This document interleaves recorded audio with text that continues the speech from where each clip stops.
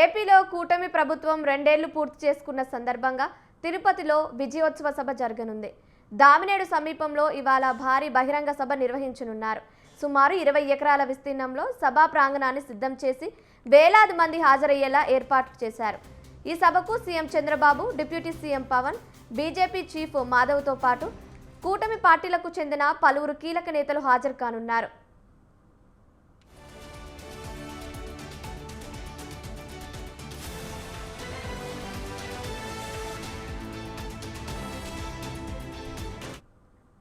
ప్రభుత్వం గత 2 ఏళ్లలో అమలు చేసిన సంక్షేమ పథకాలు, అభివృద్ధి కార్యక్రమాలు, మౌలిక సదుపాయాల కల్పన, పెట్టుబడుల ఆకర్షణ, పాలనాపరమైన సంస్కరణలను ప్రజలకు వివరించేలా సభా ప్రాంగణంలో 20 ప్రత్యేక స్టాల్స్ ఏర్పాటు చేస్తున్నారు.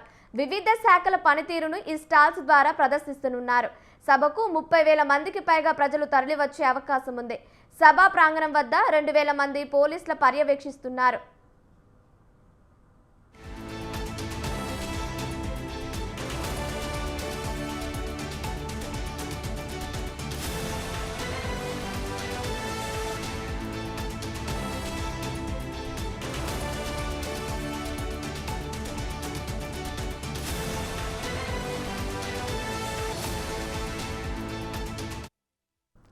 తిరుపతిలో నిర్వహించనున్న అభివృద్ధి సంక్షేమ విజయోత్సవ సభను విజయవంతం చేయాలని మాజీ మంత్రి దేవినేని ఉమామహేశ్వరరావు పిలుపునిచ్చారు. నగర నియోజకవర్గంలో జన సమీకరణ పరిశీలకులుగా నేతలు, కార్యకర్తలతో ఆయన సమీక్ష నిర్వహించారు. రేపటి తిరుపతి సభకు సీఎం, డిప్యూటీ సీఎం, ప్రముఖ నాయకులు హాజరవుతున్నట్లు తెలిపారు.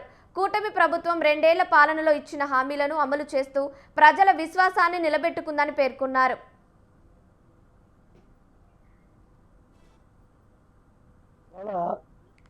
అభివృద్ధి, సంక్షేమం, ఒక నమ్మకం, విశ్వాసం 2 ఏళ్ల కూటమి ప్రభుత్వ పాలనలో చాలా పెద్ద ఎత్తున ఇచ్చిన హామీలన్నీ కూడా అమలు చేసి ఐసీలో ఉన్న ప్రభుత్వాన్ని ఇవాళ బయటికి తీసుకొచ్చి చంద్రబాబు నాయుడు గారు మొట్టమొదటి రోజునే దగ్గర ప్రతి నెల 2,730 కోట్లు పెన్షన్లకు ఖర్చు పెడతా ఉన్నారు. సంవత్సరానికి 33,000 కోట్లు ఇచ్చారు. 2 సంవత్సరాలకి 66,000 కోట్లు ఇచ్చారు. నేను అడుగుతున్న గొడ్డల పార్టీ నాయకులు, సిగ్గుందా మీకు? మేము అధికారంలో రాగానే 2 నెలలు వడ్డీ కలిపి డబ్బులు ఇచ్చాం. పెన్షన్లకి 4,000, 6,000, 10,000, 15,000 ఈ దేశంలో ఏ రాష్ట్రంలో ఉన్నా ఎక్కడన్నా ఇస్తున్నారా? ఇవ్వగలుగుతున్నారా? ఇవాళ తల్లికి వందనం. మీరేం చెప్పారు? అన్నొస్తున్నాడు, ఒకళ్ళు కాదు, ఇద్దరు కాదని చెప్పారు. ఇవాళ తల్లికి వందనం. ఒకళ్ళు, ఇద్దరు, ముగ్గురు, నలుగురు, 5, 6, 7, 8, 9 మంది పిల్లలు ఉన్న కుటుంబానికి కూడా డబ్బులు వెళ్తా ఉన్నాయి. మళ్ళీ జూలైలో డబ్బులు ఇవ్వబోతా ఉన్నాయి.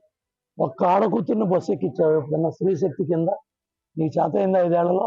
ఇవాళ అభివృద్ధి, సంక్షేమం, ఒక నమ్మకం, విశ్వాసం